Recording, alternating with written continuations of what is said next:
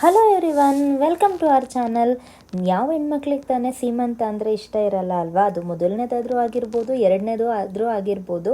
ನಾನು ಕೂಡ ಈ ವಿಡಿಯೋದಲ್ಲಿ ನಾವು ಯಾವ ರೀತಿ ರೆಡಿ ಆದ್ವಿ, ಡೆಕೋರೇಷನ್ ಮಾಡಿದ್ವಿ ಅನ್ನೋದನ್ನು ತೋರಿಸ್ತೀನಿ. ನೀವು ಆಲ್ರೆಡಿ ಶಾರ್ಟ್ಸಲ್ಲಿ ನೋಡಿರ್ತೀರ ನಮ್ಮದು ಬ್ಯಾಕ್ ಡ್ರಾಪ್ ಡೆಕೋರೇಷನ್, ಹಾಗೆಯೇ ನಂದು ಸೀಮಂತಕ್ಕೆ ಲುಕ್ ಹೇಗಿತ್ತು ಅನ್ನೋದನ್ನು. ಅದರದ್ದು ಕಂಪ್ಲೀಟ್ ವಿಡಿಯೋನ ಡೆಕೋರೇಷನ್ ಮಾಡುವಾಗ ಹೇಗೆಲ್ಲ ಮಾಡಿದ್ವಿ ಮನೆಯವರೆಲ್ಲ ಸೇರಿಕೊಂಡು ಅನ್ನೋದನ್ನು ತೋರಿಸ್ತೀನಿ. ಹಾಗೆಯೇ ಸಿಂಪಲ್ಲಾಗಿ ಹೇರ್ ಸ್ಟೈಲ್ ಮತ್ತು ನಾನು ಯಾವ ರೀತಿ ಸಿಂಪಲ್ಲಾಗಿ ರೆಡಿ ಆದೆ, ನಮ್ಮ ಮನೆಯವರೆಲ್ಲ ನಾನು ಮೆಹಂದಿ ಹಾಕಿಸ್ಕೊಳ್ಳೋವಾಗಿಂದ ಹಿಡಿದು ಫಂಕ್ಷನ್ ಆಗೋ ತನಕ ಹೇಗೆಲ್ಲ ನನ್ನನ್ನು ಕೇರ್ ಮಾಡಿದರು, ಹೇಗೆಲ್ಲ ನನ್ನ ಆಸೆಗಳನ್ನ ಫುಲ್ಫಿಲ್ ಮಾಡಿದರು ಅನ್ನೋದನ್ನು ಎಲ್ಲದನ್ನೂ ತೋರಿಸ್ತೀನಿ.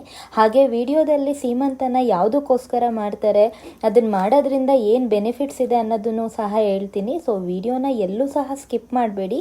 ಈ ವಿಡಿಯೋ ಸ್ಟಾರ್ಟ್ ಮಾಡೋಣ ಬನ್ನಿ. ನಾನು ಫಂಕ್ಷನ್ ಸ್ಟಾರ್ಟ್ ಆಗೋಕ್ಕೆ 2 ದಿನ ಮುಂಚೆನೇ ಮೆಹಂದಿ ಹಾಕ್ಸ್ಕೊಂಡೆ.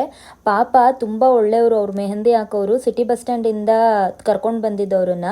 ಏನಂತಂದರೆ ಒಬ್ರಿಗೆ ಮೆಹಂದಿ ಹಾಕಕ್ಕೆ ಬರಲ್ವಂತೆ, ಬಟ್ ಪ್ರೆಗ್ನೆಂಟ್ ಅವ್ರಿಗೆ ಹಾಕ್ತಿರೋದು. ಬಟ್ ತುಂಬ ಏನು ಗ್ರ್ಯಾಂಡ್ ಇಲ್ಲ, ಸಿಂಪಲ್ ಅಂತ ಅಂದ್ರೂ ಪ್ರೆಗ್ನೆನ್ಸಿ ಅವ್ರಿಗೆ ಅಲ್ಲಿ ಬಂದು ಕೂರಿಸ್ಕೊಂಡು ಹಾಕೋಕ್ಕಾಗಲ್ಲ ಅಂತ ಅವರೇನೆ ಬಂದಿದ್ರು. ಸೊ ತುಂಬ ಖುಷಿ ಆಯಿತು. ಕೆಲವ್ರು ಈ ಥರನೂ ಥಿಂಕ್ ಮಾಡ್ತಾರೆ ಅಂತ. ಯಾಕಂದರೆ ಪೀಕೋದ್ರಲ್ಲಿ ನಾನು ಮೆಹಂದಿ ಹಾಕ್ಸ್ಕೊಳ್ಳುವಾಗ ತುಂಬ ಗ್ರ್ಯಾಂಡಾಗಿ ಹಾಕ್ಸ್ಕೊಂಡಿದ್ದೆ. ಬಟ್ ಇವಾಗ ಪೀಕು ಭಯ ಇತ್ತು, ಇನ್ ಕೇಸ್ ಏನಾದರೂ ತುಂಬ ಹೊತ್ತು ಮೆಹಂದಿ ಹಾಕ್ಸ್ಕೊಳ್ಳೋಕೆ ಟೈಮ್ ತೊಗೊಂಡ್ರೆ ಅವಳು ಏನಾದರೂ ಹಠ ಮಾಡಿದರೆ ಅಂತ. ಹಾಗಾಗಿ ತುಂಬ ಗ್ರ್ಯಾಂಡಾಗಿ ಹಾಕ್ಸ್ಕೊಳ್ಳಿಲ್ಲ. ಇಲ್ಲಿ ನಮ್ಮಮ್ಮ ನಮ್ಮ ಆಂಟಿ ಎಲ್ಲರೂ ನಾಳೆ ಫಂಕ್ಷನಿಗೆ ತರಕಾರಿ ಎಲ್ಲದನ್ನು ನೀಟಾಗಿ ಎತ್ತಿಡ್ತಿದ್ರು. ಇದಾದಮೇಲೆ ನಾವು ಸ್ವಲ್ಪ ಫೇಸ್ನ ಗ್ಲೋ ಮಾಡ್ಕೊಳ್ಳೋಣ ಅಂತ ಅದನ್ನು ಸ್ಟಾರ್ಟ್ ಮಾಡಿದ್ವಿ. ಅದು ಹೇಗಿತ್ತು ಅಂತ ಒಂದ್ಸಲ ನೋಡಿ. ಏನಂದರೆ ನಮ್ಮಿಬ್ರಿಗೂ ಝೀರೋ ನಾಲೆಡ್ಜ್ ಇದೆ. ಇದೇನೋ ಮಾಸ್ಕ್ ಅಂತ ತೊಗೊಬಂದ್ವಿ. ಸುಮ್ಮನೆ ಪಾರ್ಲರ್ಗೆ ಸ್ಪಾಗೆಲ್ಲ ಹೋದ್ರೆ ದುಡ್ಡು ಖರ್ಚಾಗುತ್ತೆ ಅಂತ ಅಲ್ಲಿ ಕೊಡೋರು ಮಾಸ್ಕ್ ಅಂತ ಹೇಳ್ಕೊಟ್ರು. ಆ್ಯಕ್ಚುಲಿ ಇದ್ರೊಳಗಡೆ ಲಿಕ್ವಿಡ್ ಇದೆ, ಹಚ್ಕೊಂಡ್ಮೇಲೆ ಮಾಸ್ಕ್ ಆಗುತ್ತೆ. ಸೊ ಟ್ರೈ ಮಾಡೋಣ ಇವಾಗ. ಹಚ್ಚಕ್ಕೆ ಸ್ಟಾರ್ಟ್ ಮಾಡಿದ್ವಿ ಆಯಿತಾ. ಅದು ಕೈಗೂ ಅಂಟ್ಕೋತಿತ್ತು. ಅದು ಹೆಂಗೆ ಹಚ್ಬೇಕು, ತೆಳುಗಿರ್ಬೇಕಾ ಗಟ್ಟಿಗಿರ್ಬೇಕಾ ಅನ್ನೋದು ಗೊತ್ತಾಗಲಿಲ್ಲ. ಆದರೂ ಸಂಹೌ ಹಾಗೆ ಹಿಂಗೆ ಮ್ಯಾನೇಜ್ ಮಾಡಿಕೊಂಡು ಹಚ್ಕೊಂಡು ಈ ಥರ ಆಯಿತು. ಎಸ್, ನನ್ನ ಸುಂದರವಾದ ತ್ವಚೆ. ನಿಜ ಇದೆಲ್ಲ ವರ್ಕ್ ಆಗುತ್ತೆ ಅಂತ ಪ್ರಾಮಿಸ್ ಗೊತ್ತಿಲ್ಲ. ಫಸ್ಟ್ ಟೈಮ್ ಟ್ರೈ ಮಾಡ್ತಿದ್ದೀನಿ. ಇದನ್ನು ಹೇಗೆ ಬರುತ್ತೆ ಅಂತ ತೆಗೆದ್ಮೇಲೆ ಹೇಳ್ತೀನಿ. ಗಗ್ಗೆ ಥರ ಕಾಣಿಸ್ತಿದೆ ನಾನು ಮಾಮ? ಸರಿ ಆಯಿತು, ಓಕೆ ಓಕೆ, ಗಗ್ಗೆ ಥರ ಕಾಣಿಸ್ತಿದ್ದೇನೆ. Okay, deal deal. ನನಗೇನೋ ಚೆನ್ನಾಗಿದೆ ಅನಿಸ್ತು. ಬಟ್ ಎಲ್ಲ ಸ್ಕಿನ್ಗೂ ಅಡ್ಜಸ್ಟ್ ಆಗುತ್ತೆ ಇಲ್ವಾ ಗೊತ್ತಿಲ್ಲ. ಮೇ ಬಿ ಇನ್ಸ್ಟೆಂಟ್ ಗ್ಲೋಗೆ ಯೂಸ್ ಮಾಡ್ಬೋದು, ಅಂದರೆ ಡೇ ಬಿಫೋರ್ ಯಾವುದಾದ್ರೂ ಫಂಕ್ಷನ್ ಇದ್ದರೆ ಯೂಸ್ ಮಾಡ್ಬೋದು ಅಂತ ಅನಿಸಿದೆ. ನಂದು ಸ್ವಲ್ಪ ಸೆನ್ಸಿಟಿವ್ ಸ್ಕಿನ್ ಇದೆ. ನಾಳೆ ನಾಡಿದ್ರಲ್ಲಿ ಎಫೆಕ್ಟ್ ಏನಾಗುತ್ತೋ ಗೊತ್ತಿಲ್ಲ. ಇವಾಗ ಏನಂತಂದರೆ ನಾವೇ ಇವೆಂಟ್ ಮಾಡ್ತಿದ್ದೀವಿ. ಇಲ್ಲಿಂದ ಇದೆಲ್ಲ ಈ ರಾಡ್ನ ರೆಂಟಿಗೆ ತೊಗೊಂಡು ಬಂದಿದ್ದೀವಿ.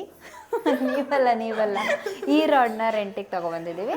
ಇದಕ್ಕೆ ಒಂದು ಇನ್ಸ್ಟಾಗ್ರಾಮಲ್ಲಿ ಬ್ಯಾಕ್ಗ್ರೌಂಡ್ ಡೆಕೋರ್ ನೋಡ್ಕೊಂಡಿದ್ದೀವಲ್ಲ, ಅದನ್ನು ಇವಾಗ ಮಾಡ್ತೀವಿ. Let's start. ಆ್ಯಕ್ಚುಲಿ ಏನಂತಂದರೆ ನಮ್ಮದು ಪ್ಲ್ಯಾನ್ ಇದ್ದಿದ್ದು ಶುಕ್ರವಾರ ಸೀಮಂತಕ್ಕೆ, ಗುರುವಾರ 5:30 ಇಲ್ಲ 6 ಗಂಟೆಯಿಂದ ಡೆಕೋರೇಷನ್ ಸ್ಟಾರ್ಟ್ ಮಾಡೋಣ ಅಂತ. ನಮ್ಮ ಹಣೆ ಬರ ಸರಿ ಇಲ್ಲದೆ ಆ ರಾಡ್ ಕೊಡುವಾಗಲೇ ಕಟ್ಟಾಗೋಯ್ತು ಅಂತ ವೆಲ್ಡಿಂಗ್ ಶಾಪಿಗೆ ತೊಗೊಂಡೋದ್ರಂತೆ. ಸೊ ನಮಗೆ ರಾಡ್ ಸಿಕ್ಕಿದ್ದೆ 9:30ಗೆ. 9:30ಇಂದ ಹೆಂಗೆ ಮಾಡೋಣ ಅಂತ ತಲೆ ಕೆಡಿಸ್ಕೊಳ್ಳುವಾಗ ಪಾಪ ನಮ್ಮ ಫ್ಯಾಮಿಲಿಯವರು ಎಲ್ಲರೂ ಬಂದರು. ಅದರಲ್ಲಿ ನನ್ನ ಮಗಳು ಎಲ್ರಿಗಿಂತ ಇಂಟ್ರೆಸ್ಟಿಂದ ಎಕ್ಸೈಟ್ಮೆಂಟಿಂದ ಅವಳು 1:30 ಆದರೂ ಮಲ್ಗೆ ಇರಲಿಲ್ಲ. ನಮ್ಮ ಮನೆಯವ್ರು ಎಲ್ಲರೂ ಹೆಲ್ಪ್ ಮಾಡಿದ್ದಕ್ಕೆ ಒಂದು 2 ಅವರ್ಸಲ್ಲಿ ಮುಗಿಸಿದ್ವಿ. ಇದು ಏನಂತಂದರೆ ನಾವು ರೆಫರೆನ್ಸ್ ನಾವು ತೊಗೊಂಡಿದ್ರಿಗಿಂತ ಇನ್ನೂ ಚೆನ್ನಾಗೇ ಬಂತು. ಮನೇಲಿರೋರು ಇನ್ನೂ ಸ್ವಲ್ಪ ಐಡಿಯಾಸ್ ಎಲ್ಲದನ್ನು ಆ್ಯಡ್ ಮಾಡ್ತಿದ್ರು. ಇದು ಈ ಥರ ಮಾಡೋಣ, ಆ ಥರ ಮಾಡೋಣ ಅಂತ. ಎಲ್ರದ್ದು ಹೆಲ್ಪ್ ಇಲ್ಲ ಅಂತ ಅಂದಿದ್ದರೆ ಡೆಫಿನೆಟ್ಲಿ ನಾವು 3 ಜನ ಮಾಡೋದು ಅನ್ನೋದಾಗಿದ್ದಿದ್ರೆ ಟೈಮ್ ಇನ್ನೂ ತುಂಬ ತೊಗೋತಿತ್ತು ಅನಿಸುತ್ತೆ. ಮತ್ತು ಇದು ಈಸಿ ಅನಿಸ್ತು ಮಾಡೋದಕ್ಕೆ. ಸ್ವಲ್ಪ ಜನದ ಹೆಲ್ಪ್ ಇದ್ದರೆ ಈಸಿಯಾಗಿ ಬೇಗನೆ ಮಾಡ್ಬೋದು. ನಾವು ಹೊರಗಡೆ ಇವೆಂಟ್ ಅವರಿಗೆಲ್ಲ 4-5 ಸಾವಿರ ಕೊಡೋದು ಬದಲು. ಸೊ ಇದು ಇವೆಂಟ್ ಇದು ಡೆಕೋರೇಷನ್ ಮಾಡುವಾಗ ನನ್ನ ತಂಗಿ ಪಾಪ ನನ್ನ ಫಂಕ್ಷನಿಗೆ ನಾನೇ ಅಲ್ಲಿದ್ದರೆ ಸರಿ ಹೋಗಲ್ಲ ಅಂತ ನನ್ನ ರೂಮ್ ಒಳಗಡೆ ಕಳಿಸ್ಬಿಟ್ಟಿದ್ಲು. ಸೊ ನಾನು ಪೀಕು ಇಬ್ಬರು ರೂಮಲ್ಲಿ ಆಟ ಆಡ್ತಿದ್ವಿ. ಅದಾದಮೇಲೆ ಫೈನಲ್ ಲುಕ್ಕಿಗೆ ನನ್ನನ್ನು ಹೊರಗಡೆ ಕರೆದ್ರು. ನನಗಂತೂ ತುಂಬಾ ಖುಷಿ ಆಯಿತು. ಇದು ಡೆಕೋರೇಷನ್ ಬಂದಿದ್ದು ನೋಡಿ ನಾವು ಅಂದ್ಕೊಂಡಂಗೆ ಬಂತು. ಸೊ ಹೇಗಿದೆ ಅಂತ ಒಂದು ಸಲ ನೀವು ನೋಡಿ ನಿಮ್ಗೆ ಇಷ್ಟ ಆಯಿತಾ ಅಂತ. ಚೆನ್ನಾಗಿ ಬಂದಿದೆ ಅಲ್ವಾ ಡೆಕೋರೇಷನ್ನು. ಇದನ್ನು ಹಿಂಗೆ ಮಾಡೋಣ ಅಂತ ಹೇಳಿದ್ದು ಐಡಿಯಾ ಎಲ್ಲ ಕಂಪ್ಲೀಟ್ ನನ್ನ ತಂಗಿದೆ. ಪಾಪ ಅವಳಿಗೆ ಎಕ್ಸಾಮ್ ಇತ್ತು. ಸೊ ಫೈನಲ್ ಎಕ್ಸಾಮ್ ಮುಗಿಸ್ಕೊಂಡು ಬಂದ ತಕ್ಷಣವೇ ರೆಸ್ಟು ಮಾಡ್ದಂಗೆ ಡೆಕೋರೇಷನ್ ಮಾಡೋಕ್ಕೆ ಸ್ಟಾರ್ಟ್ ಮಾಡಿದ್ಲು. ನೆಕ್ಸ್ಟ್ ಡೇ ಮಾರ್ನಿಂಗ್ ರೆಡಿ ಆಗುವಾಗ ಏನಂತ ಅಂದರೆ ನಾವು ಹಿಂದಿನ ದಿನ ನೈಟೇ ಸ್ಯಾರಿಗೆ ಪಿನ್ನೆಲ್ಲದನ್ನು ಮಾಡಿ ಸೀರೆನ ರೆಡಿ ಮಾಡಿಟ್ಟು ಮಲಗಿದ್ವಿ. ಸೊ ದಟ್ ಬೆಳಗ್ಗೆ ಎದ್ದು ಎಲ್ಪ್ ಆಗುತ್ತೆ ಅಂತ. ನಾನು ಮಾಡಿರಲಿಲ್ಲ, ನನ್ನ ತಂಗಿ ಮಾಡಿಟ್ಟಿದ್ಲು. ಅದಾದಮೇಲೆ ಹೇರ್ ಸ್ಟೈಲಿಂದ ಎಂದು ಪ್ರತಿಯೊಂದೂ ಅವಳೇ ರೆಡಿ ಮಾಡಿಕೊಟ್ಟಿದ್ದು. ಸಿಂಪಲಾಗಿ ಒಂದು ಬನ್ ಹಾಕ್ಕೊಟ್ಲು. ಅದಕ್ಕೆ ನನಗೆ ಮಲ್ಲಿಗೆ ಹೂವಲ್ಲಿ ನೀಟಾಗಿ ಆ ತುರ್ಬನ್ನ ಕವರ್ ಮಾಡ್ಕೋಬೇಕು ಅಂತ ತುಂಬ ದಿನದಿಂದ ಆಸೆ ಇತ್ತು. ಹಾಗಾಗಿ ತುಂಬ ಚೆನ್ನಾಗಿ ಹೇರ್ ಸ್ಟೈಲ್ ಮಾಡಿಕೊಟ್ಲು. ನನಗೂ ತುಂಬಾ ಇಷ್ಟ ಆಯಿತು. ಫಸ್ಟ್ ಟೈಮ್ ನಾವು ಈ ಹೇರ್ ಸ್ಟೈಲ್ ಟ್ರೈ ಮಾಡಿದ್ದು. ಇದನ್ನೇ ಹೊರಗಡೆ ಅವರಿಗೆ ಕರೆಸಿದ್ರೆ ಅವ್ರಿಗೂ 5-6 ಸಾವಿರ ದಂಡ ಅಂತ ಅನಿಸ್ತು. ಮತ್ತು ನನ್ನ ಸ್ಕಿನ್ಗೂ ಮೇಕಪ್ ಅಷ್ಟು ಅಡ್ಜಸ್ಟ್ ಆಗಲ್ಲ. ನೆಕ್ಸ್ಟ್ ಡೇನೇ ನನಗೆ ಪಿಂಪಲ್ಸ್ ಬಂದುಬಿಡುತ್ತೆ. ಹಾಗಾಗಿ ನಾವು ಯಾವ ಮೇಕಪ್ಪನ್ನು ಹಾಕೊಂಡಿರಲಿಲ್ಲ. ಜಸ್ಟ್ ಹೇರ್ ಸ್ಟೈಲ್ ಮಾಡಿಕೊಂಡು ಕಣ್ಣಿಗಷ್ಟೇ ಕಾಜಲ್ ಹಾಕೊಂಡಿದ್ದು. ಇನ್ನು ನಾರ್ಮಲಾಗಿ ನಾನೇನು ಕ್ರೀಮ್ ಯೂಸ್ ಮಾಡ್ತೀನಲ್ಲ ಅದೇ ಕ್ರೀಮ್ನ ಹಾಕ್ಕೊಂಡು ರೆಡಿ ಆಗಿದ್ದು. ಸೊ ಕಂಪ್ಲೀಟಾಗಿ ರೆಡಿ ಆದಮೇಲೆ ನಾನು ಈ ರೀತಿ ಕಾಣಿಸ್ತಿದ್ದೆ. ನನಗಂತೂ ನನ್ನ ಲುಕ್ ತುಂಬಾ ಇಷ್ಟ ಆಯಿತು. ನನಗೆ ಹೇಗೆ ಬೇಕು ಹಾಗೆ ಬಂದಿತ್ತು ಅಂತಲೂ ಅನಿಸ್ತು. ಸೊ ನಿಮ್ಮೆಲ್ರಿಗೂ ಗೊತ್ತಲ್ವ, ಸೀಮಂತದ ದಿನ ಎಲ್ಲ ಹೆಣ್ಮಕ್ಳು ತುಂಬಾ ಖುಷಿಯಾಗಿರ್ತಾರೆ.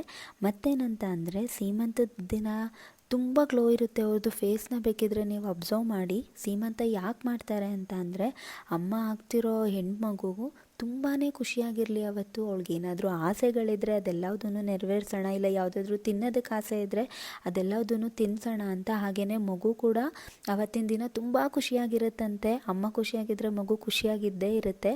ಹಾಗೆಯೇ ಅಕ್ಕಪಕ್ಕದ ಮನೆಯವರಾಗಲಿ, ಫ್ರೆಂಡ್ಸು, ಫ್ಯಾಮಿಲಿ ಮೆಂಬರ್ಸ್ ಎಲ್ಲರೂ ಬಂದು ಆ ಮಗುಗೆ ಮತ್ತು ಅಮ್ಮಂಗೆ ಆಶೀರ್ವಾದ ಮಾಡಿ ಹೋಗಲಿ ಅಂತ ನಾವು ಸೀಮಂತನ ಮಾಡೋದು.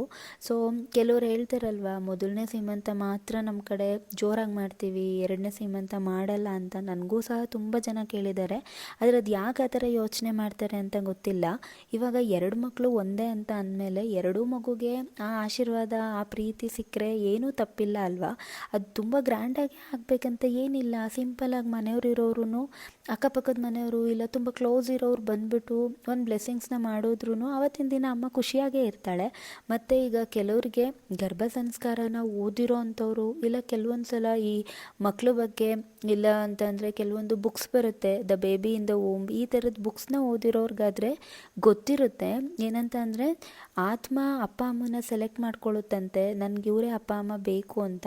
ಸೊ ನಾವು ಎಷ್ಟು ಕನಸಿಟ್ಕೊಂಡಿರ್ತೀವೋ ನಮ್ಮ ಮಕ್ಕಳ ಬಗ್ಗೆ, ನಮಗಿಂತ ತುಂಬ ಜಾಸ್ತಿ ಎಕ್ಸ್ಪೆಕ್ಟೇಷನ್ ಇಟ್ಕೊಂಡು ನಮ್ಮ ಅಪ್ಪ ಅಮ್ಮ ಇವರೇ ಆಗಬೇಕು ಅಂತ ಅಂದ್ಬಿಟ್ಟು ಆ ಮಗು ನಮ್ಮ ಲೈಫಿಗೆ ಬಂದಿರುತ್ತೆ.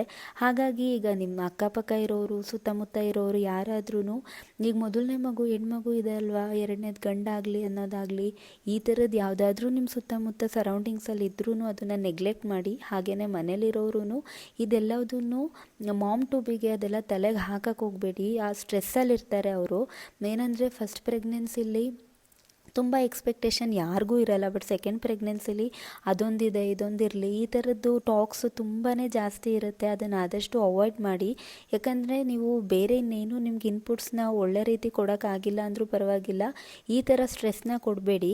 ನನ್ನ ಲೈಫಲ್ಲಿ ಇದು ಯಾವುದೂ ನಡೆದಿಲ್ಲ, ನನ್ನ ಫ್ಯಾಮಿಲಿಲಿ ಈ ಥರ ಯಾರೂ ಎಕ್ಸ್ಪೆಕ್ಟೇಷನಲ್ಲೂ ಇಲ್ಲ. ಬಟ್ ನಾನು ಕೆಲವೊಬ್ಬರನ್ನ ನೋಡಿದ್ದೀನಿ, ಇದೇ ಬೇಕು ಮಗು ಅಂತ ತುಂಬ ಪರ್ಟಿಕ್ಯುಲರ್ ಆಗಿರ್ತಾರೆ. ಆ ಥರ ಇದ್ದಾಗ ಏನಾಗುತ್ತೆ ಅಂತ ಅಂದರೆ, ಇವಾಗ ಅಮ್ಮಂದ್ರಿಗೆ ಒಂದು ಭಯ ಸ್ಟಾರ್ಟ್ ಆಗುತ್ತೆ. ಅಯ್ಯೋ ಇವಾಗ ಏನಾದರೂ ಎರಡು ಮಕ್ಕಳು ಹೆಣ್ಮಗುನೇ ಆಗಿಬಿಟ್ರೆ ಹೊರಗಿನ ಸಮಾಜ ನಮ್ಮನ್ನು ಹೇಗೆ ನೋಡುತ್ತೆ ಅನ್ನೋ ಭಯ ಇದ್ದೇ ಇರುತ್ತೆ. ಸೊ ಅದನ್ನು ನೀವು ಯಾರೂ ಕೊಡೋಕೆ ಹೋಗಬೇಡಿ. ನೀವೇ ಬೇಕಿದ್ರೆ ಅಬ್ಸರ್ವ್ ಮಾಡಿ. ಇಬ್ಬರು ಗಂಡು ಮಕ್ಳು ಇರೋ ಅಂಥ ಅಪ್ಪ ಅಮ್ಮ ಏನು ತುಂಬ ಖುಷಿಯಾಗಿರಲ್ಲ, ಇಲ್ಲ 2 ಹೆಣ್ಮಕ್ಳಿರೋ ಅಂಥ ಅಪ್ಪ ಅಮ್ಮಂದರು ಯಾವಾಗಲೇ ನೋವಲ್ಲಿರಲ್ಲ ಅಲ್ವಾ. ಸೊ ಹಾಗಾಗಿ ನನಗನ್ಸಿರೋ ನನ್ನ ಪರ್ಸ್ನಲ್ ಒಪಿನಿಯನ್ನ ಹೇಳ್ತಿದ್ದೀನಿ. ನಿಮ್ಗೇನಾದರೂ ಇದರಿಂದ ಯಾರಿಗಾದ್ರೂ ಅಫೆಂಡ್ ಆಗಿದ್ರೆ, ಇಲ್ಲ ಏನಿದು ಈ ಥರ ಕೂಡ ಆಗುತ್ತಾ ಅಂತ ಅನಿಸಿದರೆ ಐ ಆಮ್ ಸೋ ಸಾರಿ. ಹಾಗೆಯೇ ನಾನು ಕೂಡ ನಮ್ಮನೇಲೂ ನನಗೆ ಬೇಕಾಗಿರೋರು ಎಲ್ಲರೂ ಬಂದಿದ್ದರು. ಎಲ್ಲರೂ ಬಂದು ತುಂಬ ಪ್ರೀತಿಯಿಂದ ಆಶೀರ್ವಾದ ಮಾಡಿ ಹೋದರು. ಎಲ್ಲ ಶಾಸ್ತ್ರನೂ ತುಂಬ ಚೆನ್ನಾಗಾಯಿತು. ಹಾಗೆಯೇ ಶಾಸ್ತ್ರ ಎಲ್ಲ ಮುಗಿದ ಮೇಲೆ ಒಂದು ಚಿಕ್ಕದಾಗಿ ಕೇಕ್ ಕಟ್ಟಿಂಗ್ ಕೂಡ ಆಯಿತು. ಆ ಕೇಕ್ ಕಟ್ಟಿಂಗಲ್ಲಿ ಅಫ್ಕೋರ್ಸ್ ಈಗ ಎಲ್ಲರೂ ಮನೇಲೂ ಅದಾಗುತ್ತಾ ಇದಾಗುತ್ತಾ ಅಂತ ಇದ್ದಂಗೆ ಯಾವುದಾದ್ರೂ ಓಕೆ ಅನ್ನೋ ಥರನೇ ಖುಷಿಯಿಂದ ಕೇಕ್ ಕಟ್ ಮಾಡಿದ್ವಿ. ಕೇಕ್ ಕಟ್ ಎಲ್ಲ ಆದಮೇಲೆ ನಾವು ಕೂಡ ಸ್ವಲ್ಪ ಡಿಫ್ರೆಂಟಾಗಿ ಫೋಟೋಶೂಟ್ನ ಮಾಡಿಸ್ಕೊಂಡ್ವಿ. ಅದರದ್ದಿನ ಫೋಟೋಸ್ ಬಂದಿಲ್ಲ. ಫೋಟೋಸ್ ಬಂದಮೇಲೆ ನಾನು ಅದನ್ನು ಅಪ್ಲೋಡ್ ಮಾಡ್ತೀನಿ. ಸೊ ಅದರದ್ದು ಕೆಲವೊಂದು ಗ್ಲಿಮ್ಸ್ನ ಹಾಕ್ತೀನಿ ನೋಡಿ.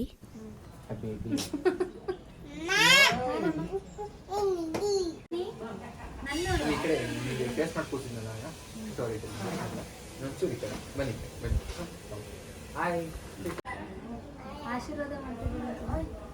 ಉದ್ದ ಇದೆಯಾ? ಗಳೆ ನಡೀತೀನಿ ಎಷ್ಟೊಂದಿದೆ ಫ್ರೆಶಿಂಗ್ ಅಂದ್ರೆ ಎಲ್ಲ ಒಟ್ಟಿಗೆ ಬರುತ್ತೆ ಬೇಡ ಹಂಗೆ ಮಾಡಬಾರ್ದು ಅಂತ. ಸೊ ಫೈನಲಾಗಿ ನಾನು ಏನು ಹೇಳೋದಂತ ಅಂದರೆ ನಿಮ್ಮ ಈ ಪ್ರೆಗ್ನೆನ್ಸಿ ಜರ್ನಿನ ಖುಷಿಯಾಗಿ ಎಂಜಾಯ್ ಮಾಡಿಕೊಂಡು ದಿನಗಳನ್ನ ಕಳೀರಿ. ಇನ್ಯಾವುದೂ ತಲೆಗೆ ಹಾಕೋಬೇಡಿ, ಇನ್ಯಾರು ಹೇಳೋದನ್ನು ತಲೆಗೆ ಹಾಕೋಬೇಡಿ ಅಂತ ಹೇಳ್ತಾ, ನಾನು ಹೇಳಿರೋದು ನಿಮ್ಗೆ ಇಷ್ಟ ಆಗಿದ್ರೆ ದಯವಿಟ್ಟು ಲೈಕ್ ಮಾಡಿ, ಹಾಗೆಯೇ ಬೇರೆಯವ್ರಿಗೆ ಶೇರ್ ಮಾಡಿ. ನನ್ನ ವೀಡಿಯೋಸ್ ನಿಮ್ಗೆ ಇಷ್ಟ ಆಗ್ತಿದ್ರೆ ನಮ್ಮ ಚಾನಲ್ನ ಸಬ್ಸ್ಕ್ರೈಬ್ ಮಾಡಿ. ಹಾಗೆಯೇ thank you so much for watching our video.